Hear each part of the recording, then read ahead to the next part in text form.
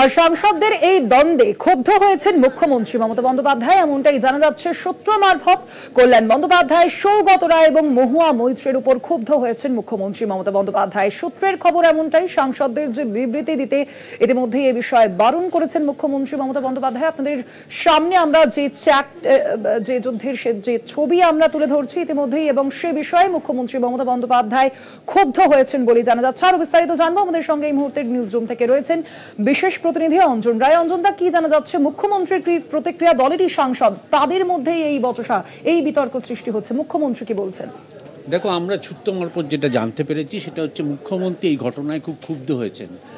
তিনি জানতে চেয়েছেন পরিষ্কারভাবে যে কেন সংসদরা নিজেদের মধ্যে এই ধরনের বাকবিতণ্ডায় জড়িয়ে পড়ছেন, কেন একজন সাংসদ অন্য সাংসদ সম্পর্কে প্রকাশ্যে এই ধরনের মন্তব্য করছেন।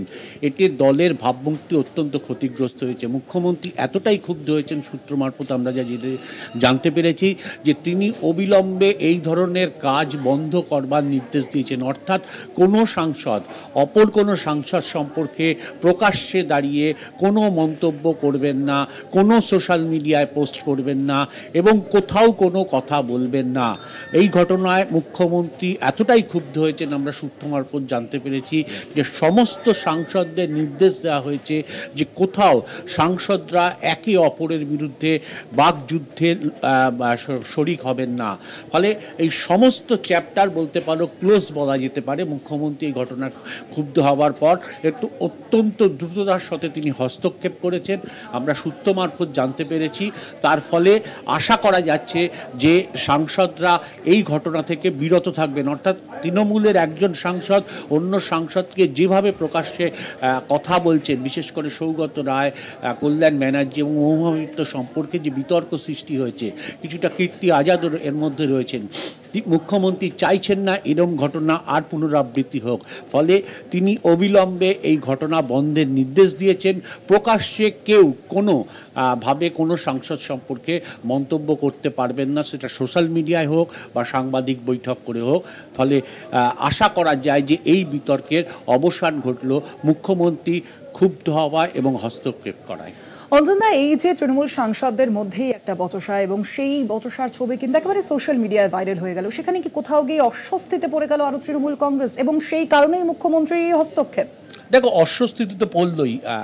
এই ঘটনা যদি প্রকাশ্যে আসে, তৃণমূলের 29 জন সাংসদদের মধ্যে যদি প্রকাশ্যে এই ধরনের ঘটনা ঘটে থাকে 2-3 জনকে নিয়ে, একটা দল, যে কোনো দল, এটা অস্বস্তিতে পড়বে। এটা তৃণমূল কংগ্রেস বলে নয়, এটা বাম হলেও, বিজেপি হলো, কংগ্রেস হলো, প্রকাশ্যে প্রত্যেকেই অস্বস্তিতে পড়বে। কারণ সবাই এক দলের নীতিতে বিশ্বাস করে পার্লামেন্টে গেছেন, সাংসদ হয়েছেন।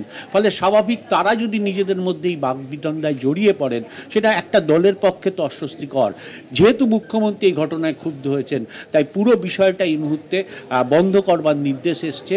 অর্থাৎ কেউ প্রকাশ্যে দাঁড়িয়ে এই ধরনের মন্তব্য, অর্থাৎ একে অপরের বিরুদ্ধে এই ধরনের কোনো সাংসদ মন্তব্য করতে পারবেন না বলে আমরা সূত্র মারফত জানতে পেরেছি।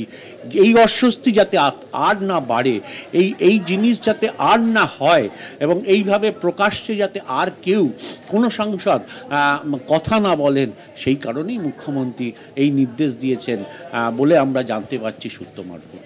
একেবারে অঞ্জনদা, আপাতত ধন্যবাদ তোমায়। আমরা কথা বলছিলাম, আমাদের সঙ্গে সরাসরি ছিলেন বিশেষ প্রতিনিধি অঞ্জন রায়। যে ছবি আপনাদের সামনে ইতিমধ্যেই আমরা তুলে ধরছি, যে চ্যাট বক্স, যে চ্যাট যুদ্ধ ভাইরাল হয়েছে ইতিমধ্যেই তৃণমূল সাংসদদের বয়ান, সেই বয়ান কিন্তু সামনে এসেছে, এবং এ বিষয়ে মুখ্যমন্ত্রী মমতা বন্দ্যোপাধ্যায়